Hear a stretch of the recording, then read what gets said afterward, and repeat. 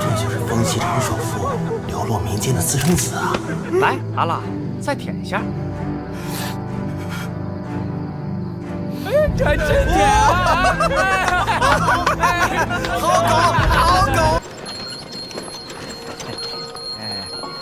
这场戏真精彩。马上就到了他该死的时间了。算你走运，这钱我就赏给你。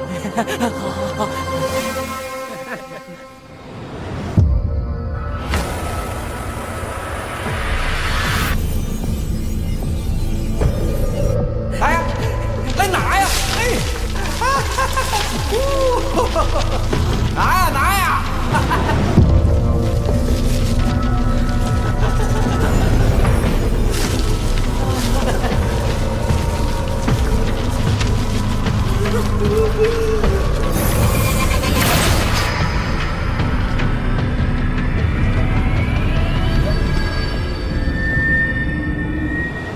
死！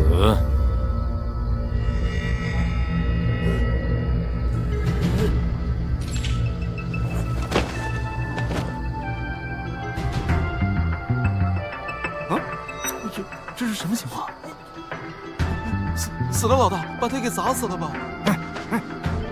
哎，走，真晦气！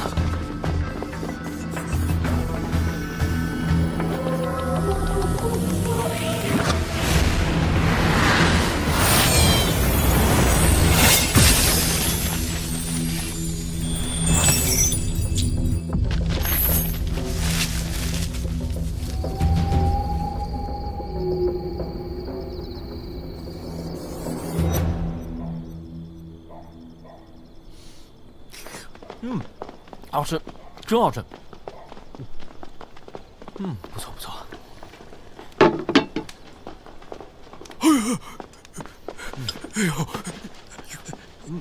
老板，这个真好吃，是叫面条吗？哎呀，您吃的差不多了，赶紧走吧。啊，来了其他客人，位子不够了。哎呀，没关系的，可以一起做嘛。他们是钱帮的人。全帮啊，您是外地的吧？他们惹不起啊！懂不懂做生意啊？没看见我们老大来了吗？赶紧让这杂碎给我滚蛋！我还没吃完呢。嘿，没吃完，我让你滚回家！老大，咱们走吧。啊，走。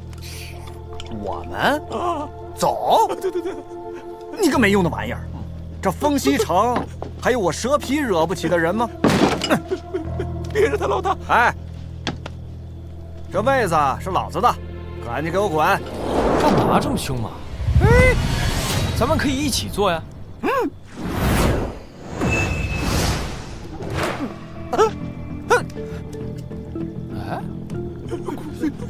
滚！做呀！刚才不还非要做吗？怎么现在不做了？有鬼！啊！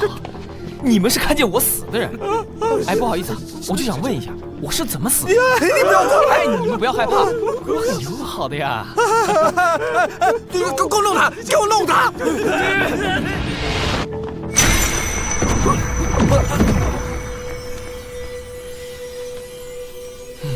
这些人真不友好，得给他们点颜色看看。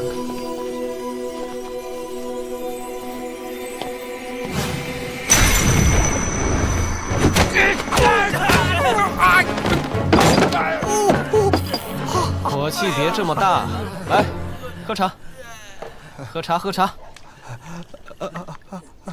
哎，我就想问你一下，我是怎么死的？我说，你让我想想，我看到你啊，我想起来了，是这样的。幸好元气可以定格周围的时空，我怎么会来到这儿啊？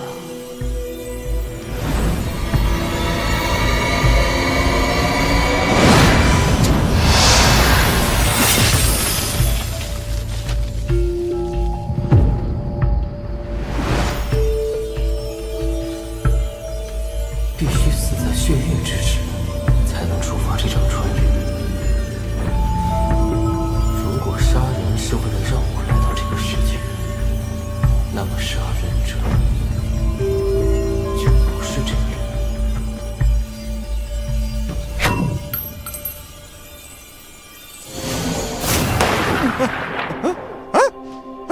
人呢？人呢？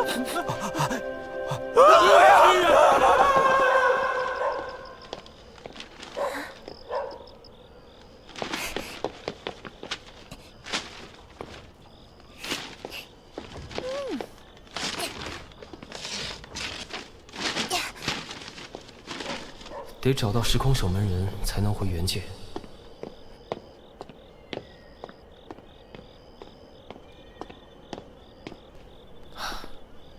时空守门人呢？我这可是1等1的元气，总能感应到吧？怎么还不来接我呀？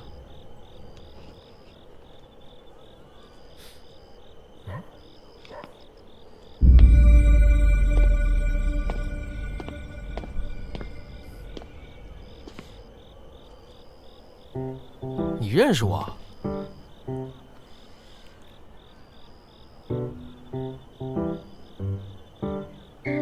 神经病！哎，你也不知道我现在长什么样子，难道我不帅了吗？你见过这个人吗？神经病！怎么那么没有礼貌？是啊，怎么那么没有礼貌？哎，你也在找他呀？对啊，哎呀，这么人海茫茫，找一个人很难的。这不是悬赏的2万银元吗？卖人啦！卖人啦！快来看看呀！只有1个人买，货就会亏本；10个人来买，就能赚3倍。我要等多些人来啊！这就是首付重金悬赏的私生子啊，真有意思。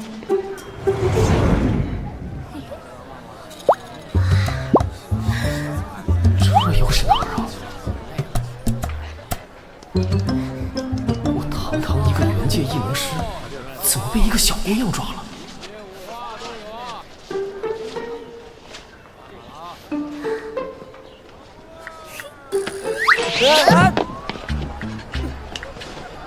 我可不想对你动手啊！你打不过我。好，我就让你真正的感受一下什么叫做异能化物。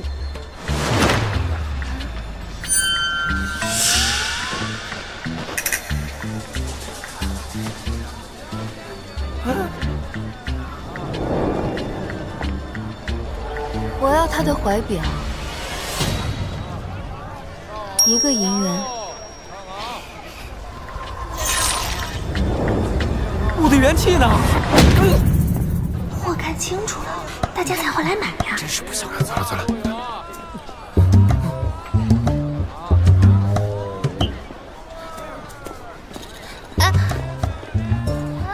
别走呀！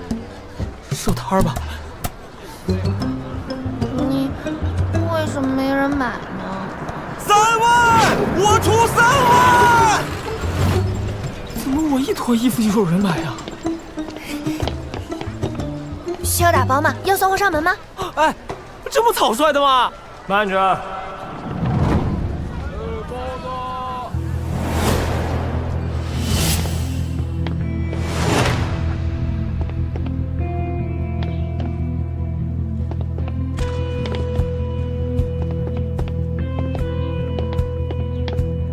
我们还没报价呢。会不会来买我的人，就是杀了原主，将不引来这个世界的人呢？好多人呢，可以赚好多钱了。奇怪了，这些人的身上，我并没有感应到异能啊。我出3万2，4万4万5。 4万8，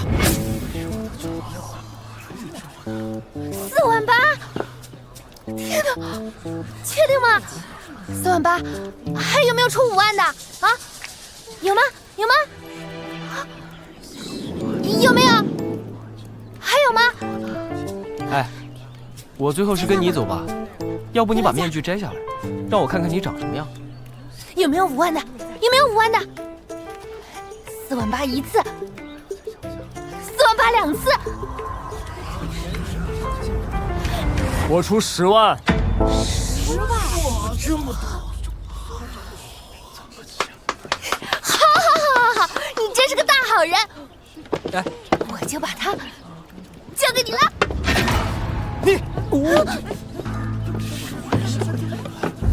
哟，这不是咱们丰西首富的独生儿子罗恩少爷吗？嗨，什么独生儿子呀？这私生子找回来了，那他就不是独生子了，有人跟他分家产了。伪装跑来重金买人，看来我们罗恩少爷是害怕了呀。就他，一个野种，哎，还是个不要脸的野种。你这是怎么说话的？带走。哎，我可不敢跟你回去啊！万一你想独吞家产，悄悄把我杀了怎么办？你再啰嗦一句试试。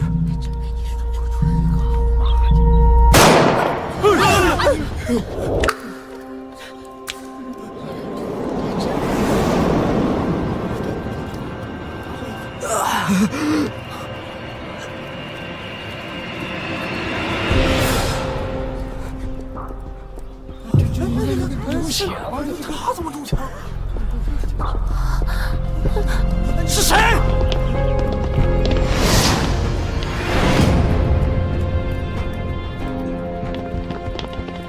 你什么人？敢朝我开枪？是他。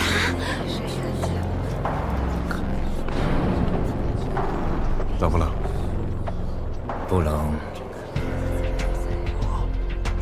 就是有点吵。是你吗？将我带来这个世界的人。我爹说了，你太吵了。你爹，你敢打我？别吵。是13爷，24年前夺得徐怀一言的人，就是13爷。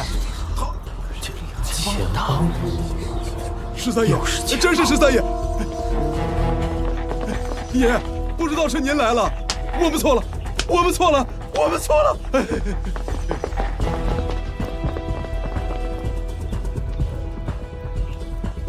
进来吧。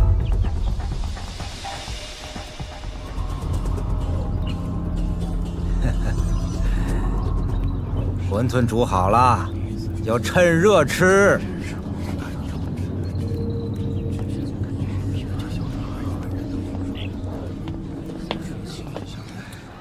别打我！你别打我！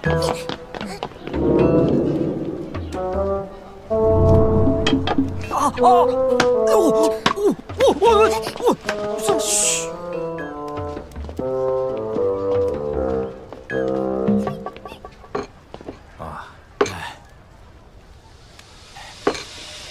吃啊，吃吧。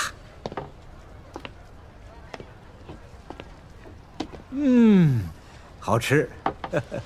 20多年了，不容易啊。当年老板啊，还只是弄个小板车，在街边啊摆个小摊儿。那时候啊，我年少气盛，得罪了当时的黑帮老大。站住！黑帮！站住！站住！站住！来了，还是一碗馄饨加量是吧？快躲起来！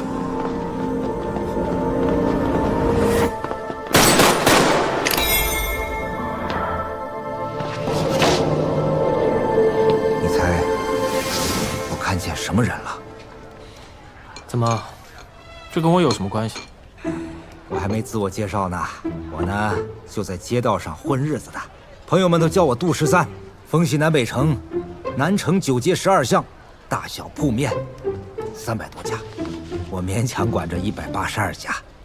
刚才所说的所有铺面都在这里。你来做我前帮的少主，怎么样？难道真的是他？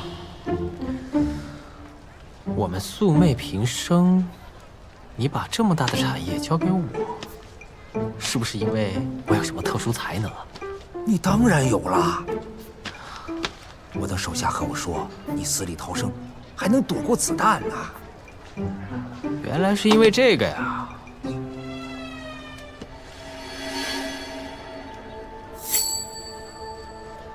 这是我干女儿小七坨坨，她呀，很淘气，让她做七堂堂主，不干，非要自己闯江湖。没想到还邂逅了你。哎，你们可真是缘分呐！哎，这可不叫邂逅啊！我让她做你老婆，怎么样？放心，一定是贤妻良母型的。小七，小七，小七，你回来！小七，站住！这就是我跟你说的，你的丈夫。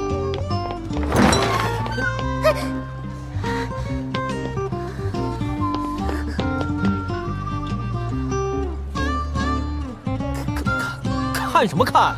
哎，我可没答应！哎，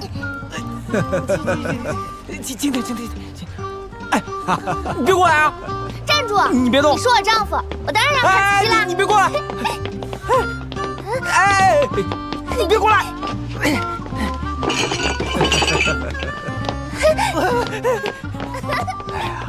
，20多年了，终于等到你了。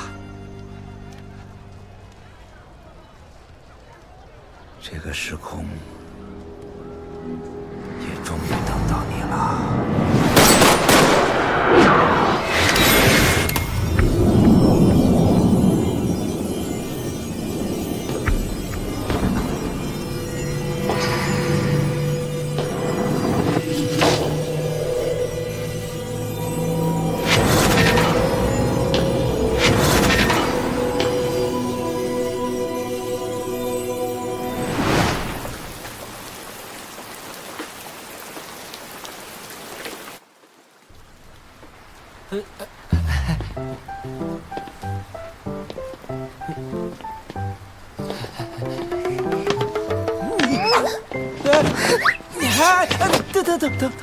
等！哎，小七，你一定要努力做个好妻子。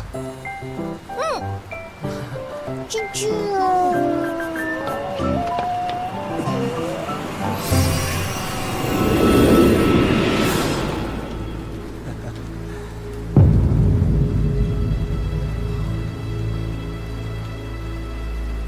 好强的异能！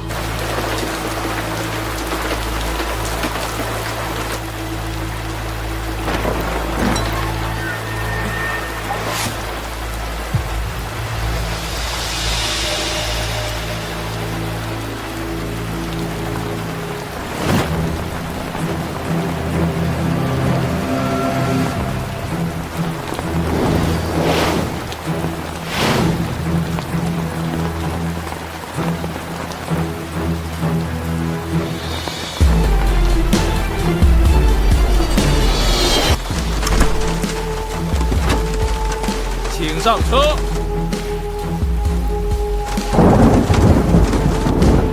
请上车。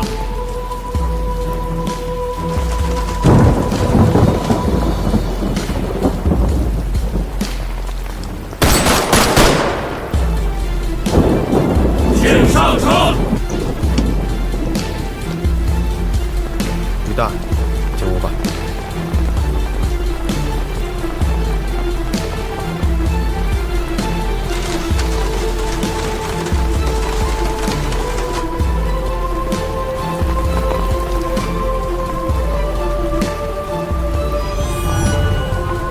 江湖事，别动枪。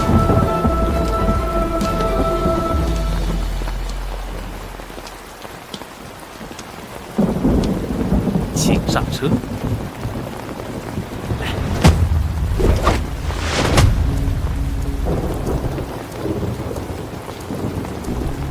不许动我丈夫！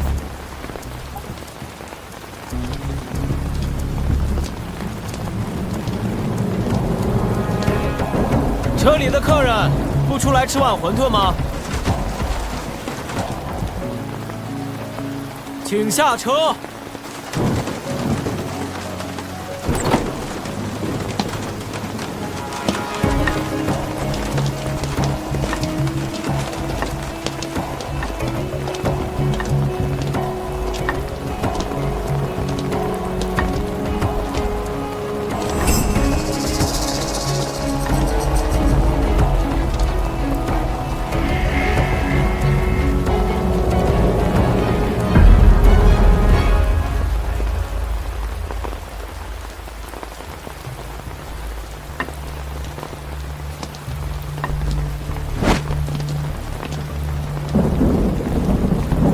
来一碗馄饨。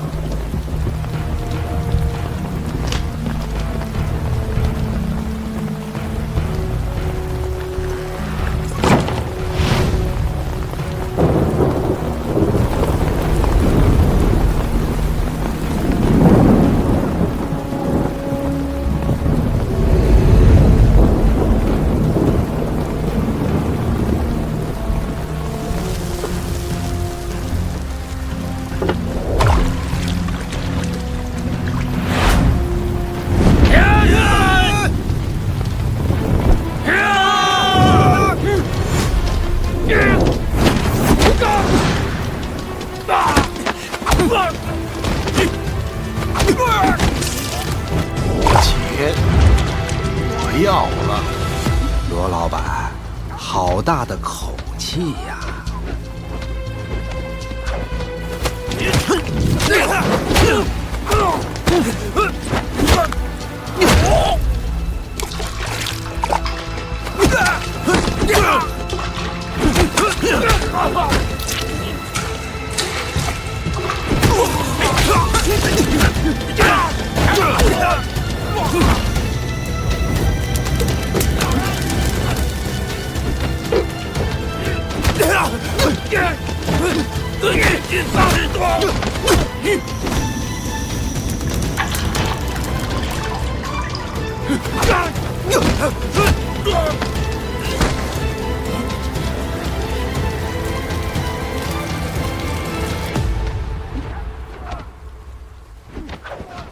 哎呀，你们来晚了，这馄饨啊，就剩1碗了。罗老板，这1碗馄饨，我们俩咋分呢？我呀，年纪大了，要不，还是让给我吧。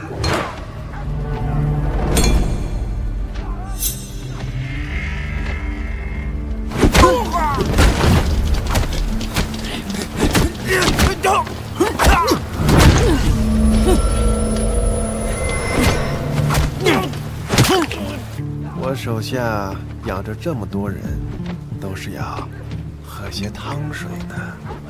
你那些兄弟们，连门都进不了，何必留着汤水给他们呢？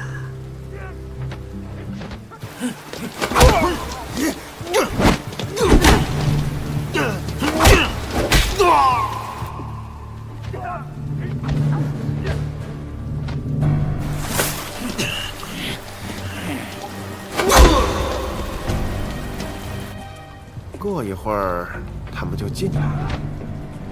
那13爷，这1颗馄饨也留不住啊！哎，你们还是别抢了，我们都饿了。这碗给我们吧。儿子，我是你父亲呐！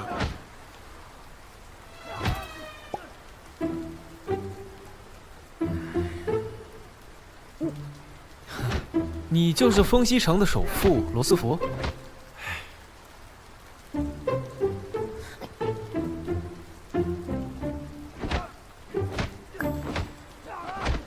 哎呀，真麻烦！这钱帮的老大和城中的首富都想要我，可人钱帮老大给的诚意很足啊。你呢？能给我什么？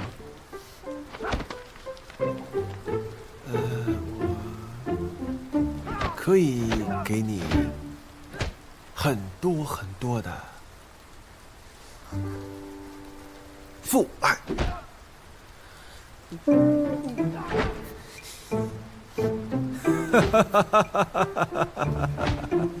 哎呀，果然是10年不变，还是一毛不拔的奸商啊！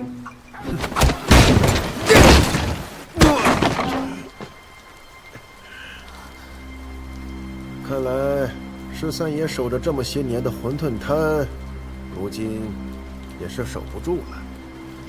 从今天起，这条街的店面就不劳烦您照看，如何？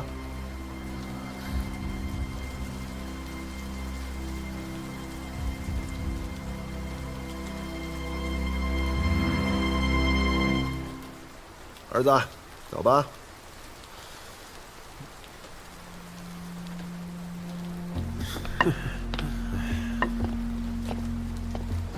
等等，小七啊，你是他老婆，应该跟他一起回到罗家。老爹，听话，你要好好照顾你的丈夫啊。他会遇到的危险比今日可怕的多，但是他的命比你的命还有我的命更重要，知道吗？去吧，好好照顾你的丈夫啊。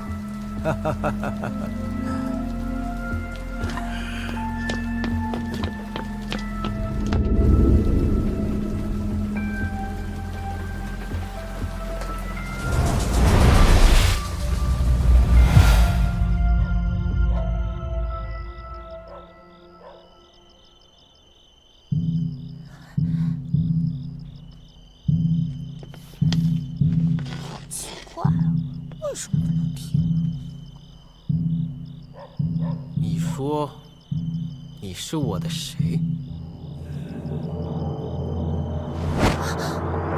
大哥，我想死你了！敢让我叫你爹？你一个小小的P5，敢让我叫你爹？大哥，我错了。敢让你大哥叫你爹啊？叫你爹！叫你爹！叫你爹！叫你爹啊！叫你爹！叫！大哥！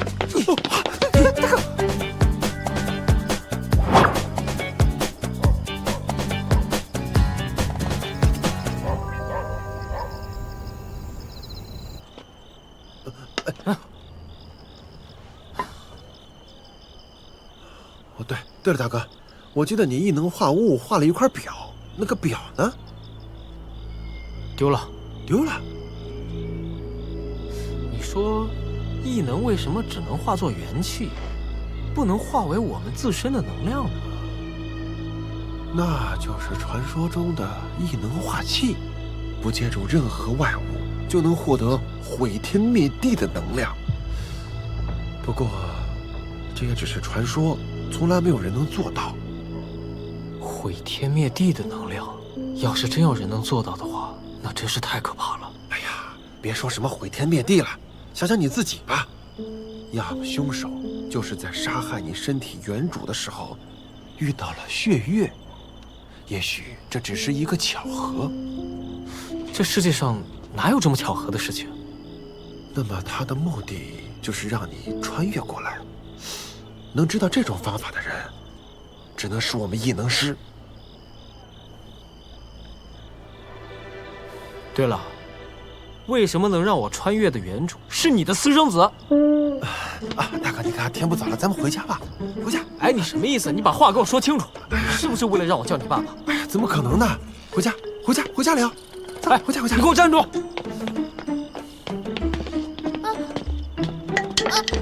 你们等等我！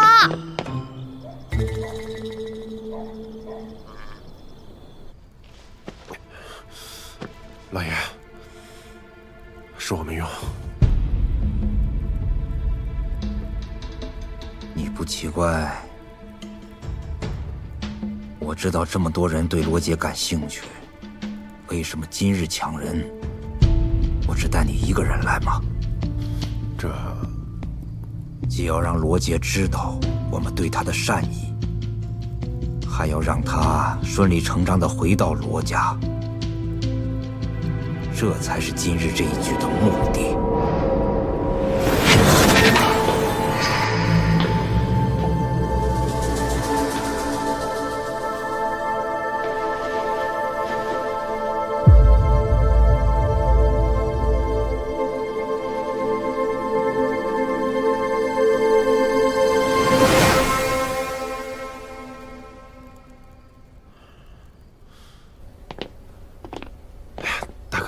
见到我儿子，你还是叫我一声爹吧，要不然我这一家之主的威严，你懂的。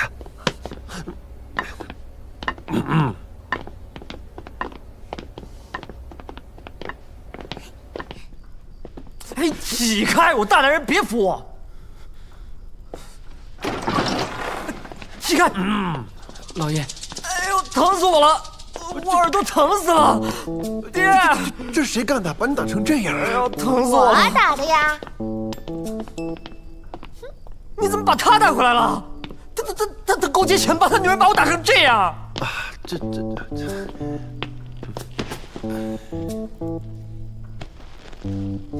爹，娘刚走你就带个野种回来欺负我，你不是说娘是你唯一的真爱吗？哎呀，儿子，你娘当然是爹唯一的真爱了。那你还带她回来？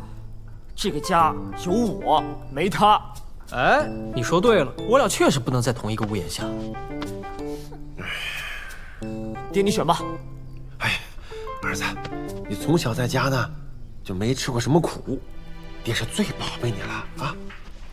你现在呀长大了，也要经历一些磨难，对你呢也是没有什么坏处啊。啊？缺钱了就跟爹说。什么？哎呀，你刚刚不是在说这个家有他没你吗？那出去了要照顾好自己。我搬出去啊？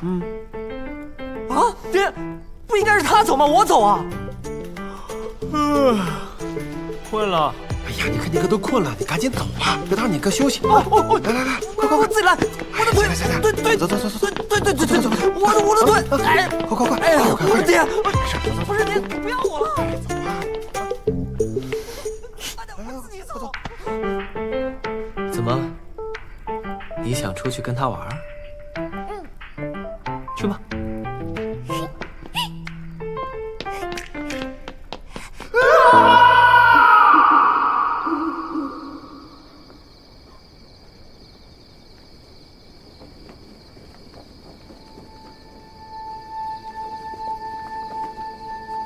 如果把我从异世界引来的人就是罗斯福呢？那他一定不会开时空之门让我回去。哎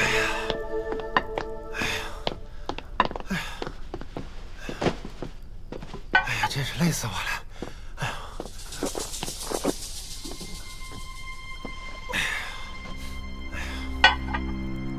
你别笑，等你有了老婆孩子也这样。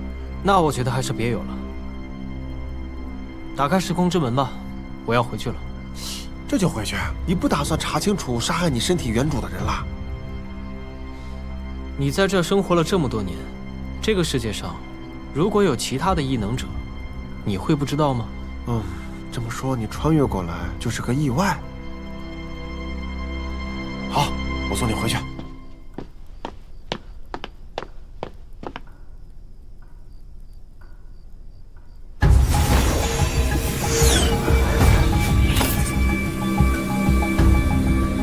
如果这个世界上没有其他的异能师，那么有没有一种可能，这个凶手就是你？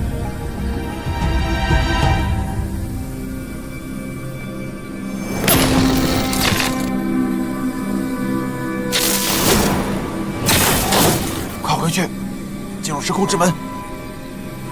快回去！快回去！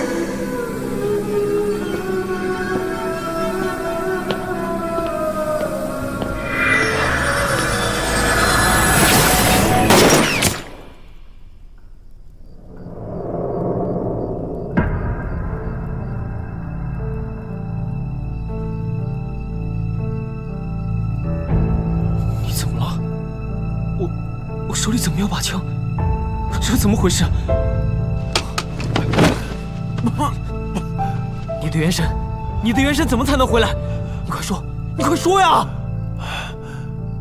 我为了一直留在这个世界，和我的妻儿在一起，我将我的元神和身体结合在了一起。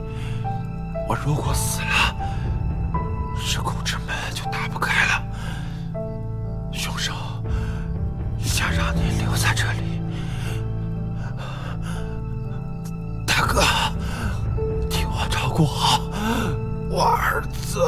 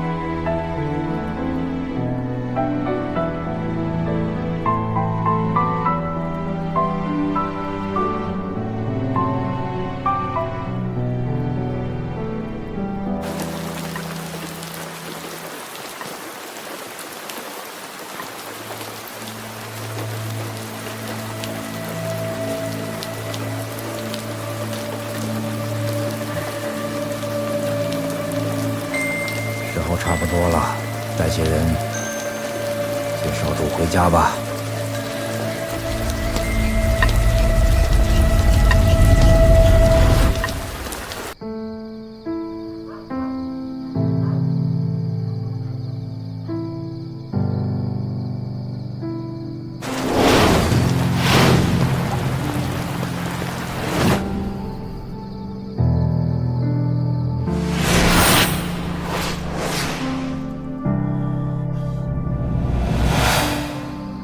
我如果死了，时空之门就打不开了。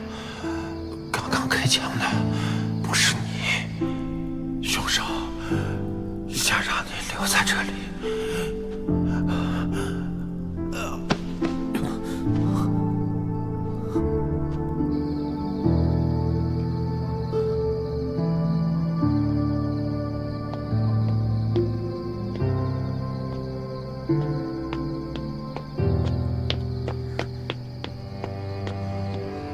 我一直看着你，你从屋子里面出来，坐了好久好久。你怎么多了一把枪？我在想，为什么？究竟是为什么？我想不通。啊？有件事情很奇怪。这个身体原来的主人叫做阿浪，我朋友罗斯福说过，他是个很废的人。所以，杜13怎么可能把钱帮交给这样的人？除非他知道，这个身体的元神早就换成了别人。啊？你说是吗？我听不懂。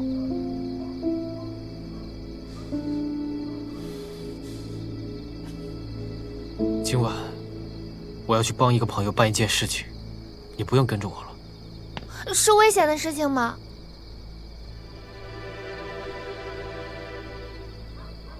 是为了朋友必须要做的事。你不带上我吗？你很弱的。一直被人跟着，我很烦。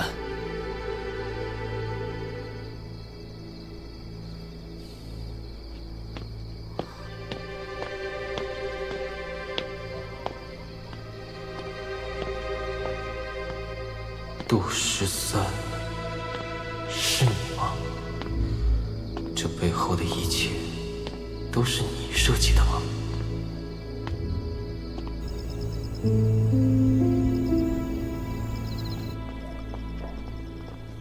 你没听错，他们说的是去罗家接少主。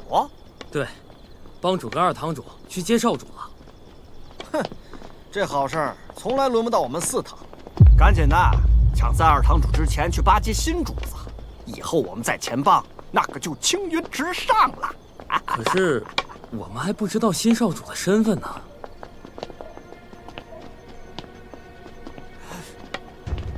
妈的倒霉！前边就是前帮总舵，杜13就在那儿吧？知道，你还不赶紧滚！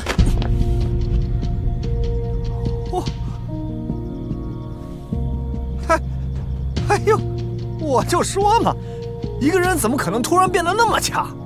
你这弱鸡的样子，果然还是我那条狗啊！哦，原来他就是您说的那条狗啊！啊！我劝你们，还是别这么说。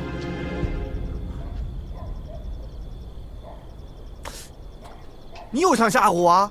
我告诉你，就算你忽然变强了，我也不怕。你打得过这些兄弟吗？还有，那个人，他的名号，说出来吓死你！前帮二堂主，风西第1高手朱雀，这一枪取5命，一掌碎人头。他能像蹂躏一只蚂蚁一样蹂躏你。受死吧！哎呀！谁？啊？二堂主，你这枪打歪了吧？他能一枪取5命，你觉得他能打歪吗？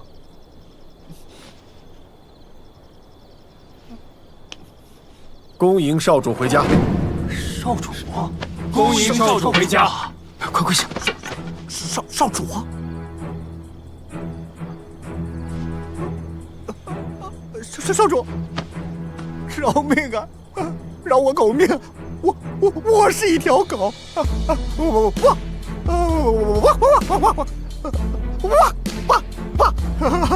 我饶我狗命啊！今天是你回帮的大喜日子，这我们都是一家人呢。人和狗怎么可能是一家人啊？对，您是主子，我是狗。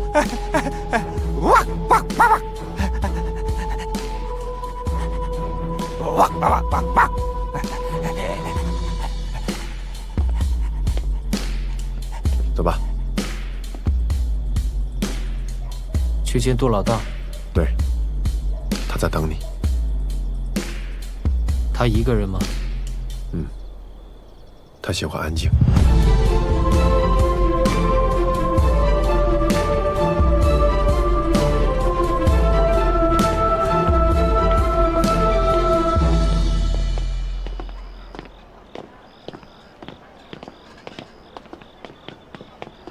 老大在车里。等一下，我们有些话，你不方便听。明白。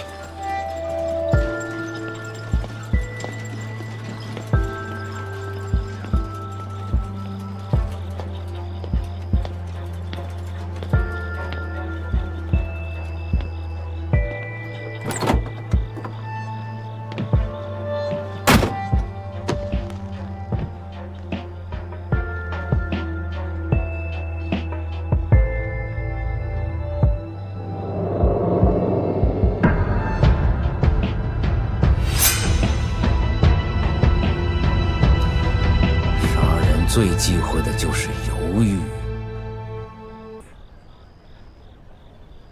看来杜老大杀人从来不犹豫啊。我们之间好像有些误会。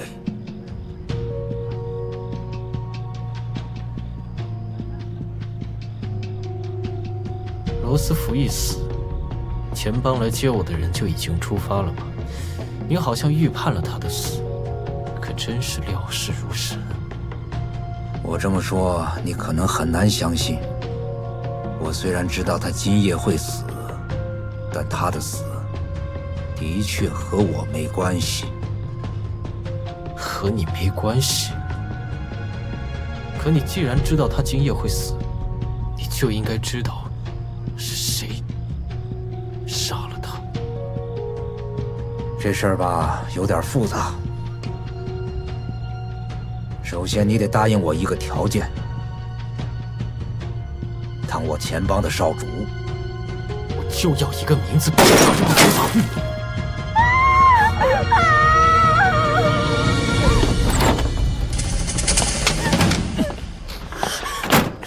杀人了！杀人了！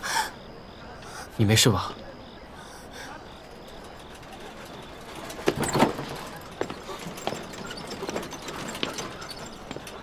叶京都。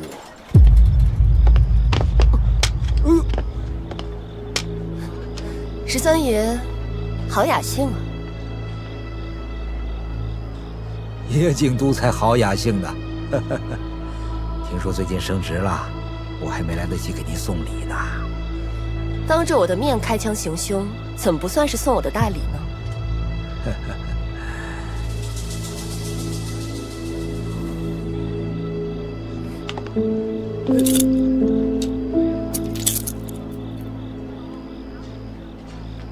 等一下，你不能带走他。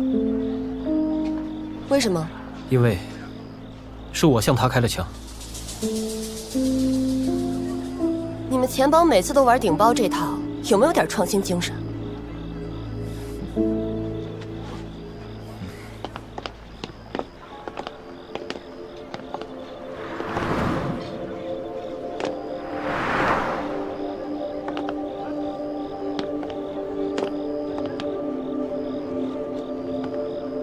你不记得我了吗？别怕，我会保护你的。别怕，我会保护你的，因为我是警察。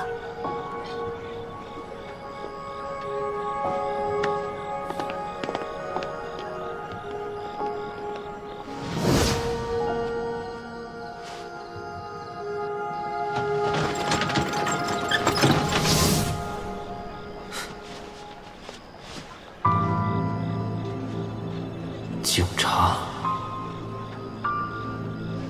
枪是杜13从我手里抢去的。比起被我逼问凶手的名字，他似乎更愿意被带进警局啊。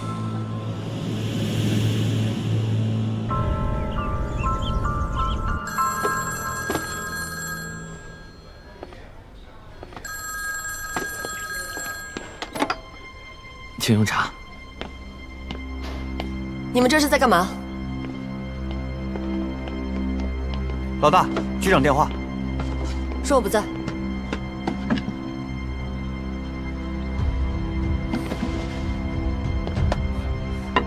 我知道你要说什么，但我不会放了他的。咱们警局警力多少？48人。钱帮有多少人？200-300吧。你觉得这么些年是我们警局在压制着钱帮，还是杜老大在约束着他们？放人！老大，那咱们放人吗？老大，就算您现在不放，那局长直接下命令，你还不是得放？哦，对了，早上有人来警局报案说商会会长罗斯福死了。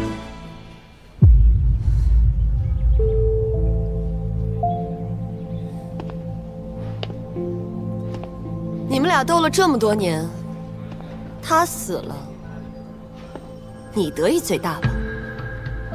那个报警人指认了凶手，还说了凶手现在的位置。那等我先去抓人。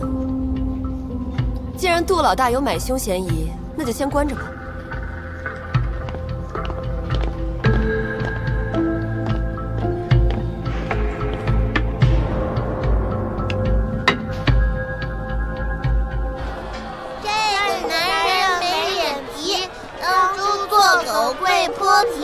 这个男人没良心，贪财卖友，杀父亲。这个男人没脸皮。怎么会有这样穷凶极恶的人？太不要脸！开口。究竟是谁？我一定要把你找出来。他听清楚了，困在警局呢。走。哎，别着急出门啊，咱们兄弟俩聊一聊吧。这样没有脸皮、不讲义气、杀害父亲的人渣，让他来统领钱帮，你问问兄弟们服吗？不服！老哥，当下最要紧的事儿，不是接老大出来，而是趁着老大被困在警局的这个时间，除掉这个魅惑老大，甚至会毁掉钱帮的废柴呀，哥！看到他了，有人在街面看到他了，跟我走，为钱帮杀废柴。是。老板，来碗馄饨。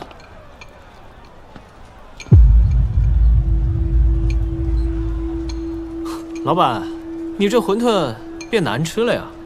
啊，这好几桌子，馄饨已经没了热气，显然是上了很久。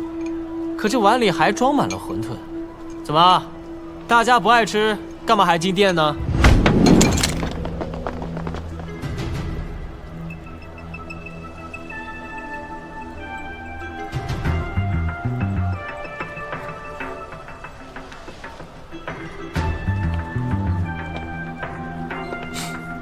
你好，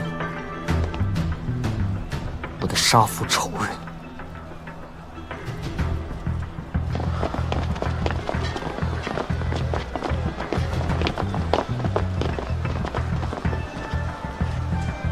他就在店里。嗯。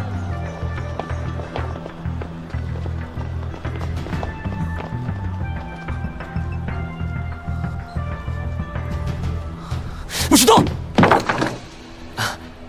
别紧张啊，我是在帮你们关门呢。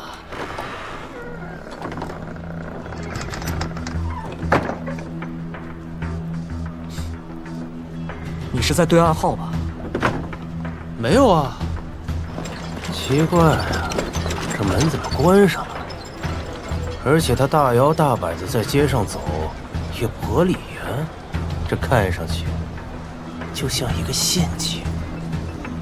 去打听一下。是。怪不得你不怕，你找了钱帮的人帮你。啊，怎么可能？田帮的人怎么会听我的命令呢？哎，打听到了，一大早就有人拿着枪冲进了店里。原来是埋伏人等着我们呢。你不信，我试试。进来呀！快，都进来！还敢挑衅我们！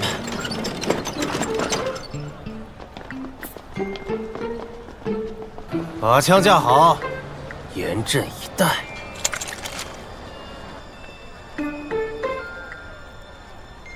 他们都在外面，你要不要试一下？是他们的枪准，还是我的枪快？要死，也是你先死。哼，先死后死没有区别，活和死才有区别。我活着，你们才能活；我死了，你们都得死。杀父之仇不共戴天。可你这些人，他们愿意陪你去死吗？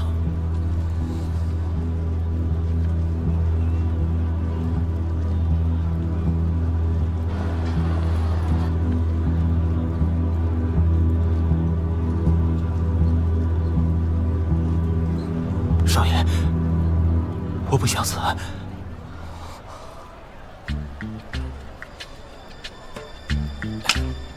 活着好啊，活着好啊，麻烦真多呀。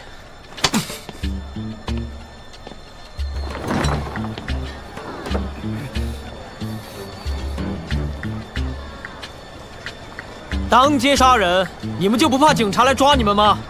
警察到的时候，已经死无对证了。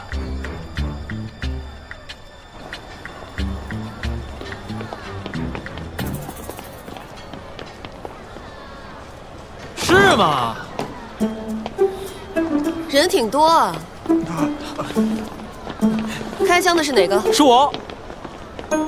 刚刚来警局报案的人，就是他。叶警督，你赶紧把我带到监狱去吧，关杜13那个监狱。算计我，是要付出代价的。带走。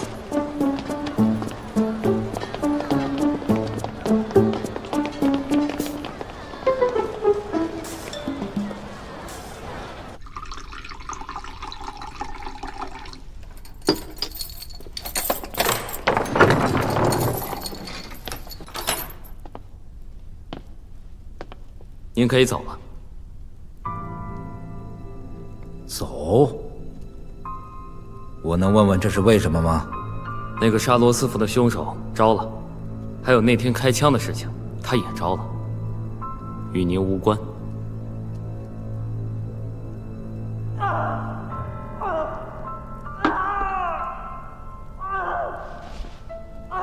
是罗杰？你们这在行刑吗？这就跟您没关系了。我要见你们叶警督。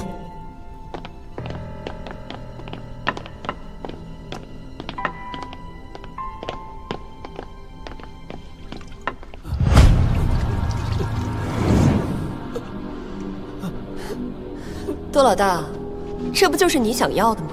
还来看什么？他对你招了什么？他就是杀害罗斯福的凶手。不可能！你怎么那么确定？因为他知道真正的凶手是谁。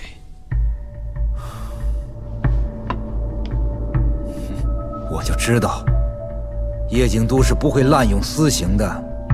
为了见我，没少动心思啊。知道是局，你还要过来？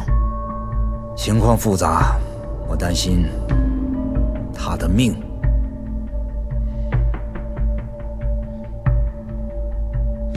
叶警督，我有话想单独和他聊聊。不能让警察听的话，那一定是我需要知道的事情。我是不会走的。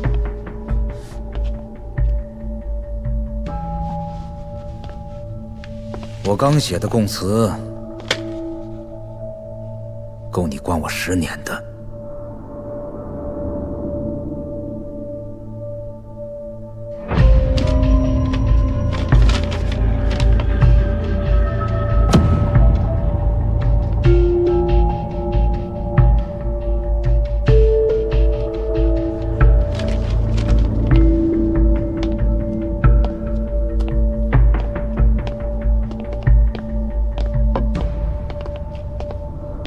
记得我和你说过那个夜晚有人追杀我的故事吗？你遇到了一个人，他救了你。是他告诉了我未来20年会发生的事情，每一件他都说对了。哼，算命先生吗？他还告诉我罗斯福的死亡，也是他跟我说钱邦交到你手里会很好。我根本不信这些。信不信，你去见见他便知道了。24年前的我，12年前的罗斯福，都争到了见他的机会，得到了虚怀一言，才有如今的成就。24年前，钱邦老大一言的人就是13爷。虚怀一言。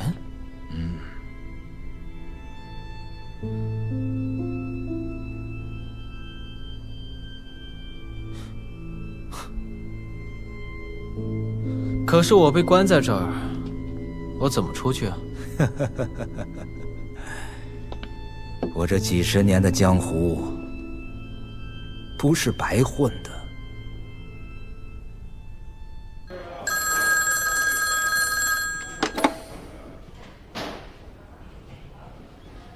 什么？放了他？好，您是局长，这是您的权利。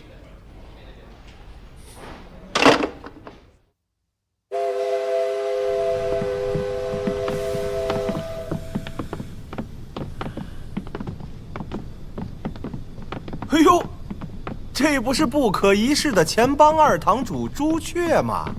连你也寄予虚怀一言呐？难怪，面对如此大的诱惑，谁能抵抗得了呢？你说对不对呀？这次上车的人这么少，多亏的人必定是钱帮或者商会。二堂主，这一路多多关照。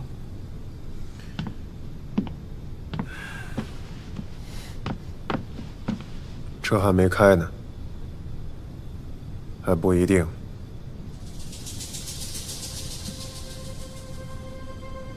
徐怀龙先生隐居在怀恩山上，曾经疯狂的人们为了争夺徐怀一言，专门修了一条通往怀恩山的线路。买票。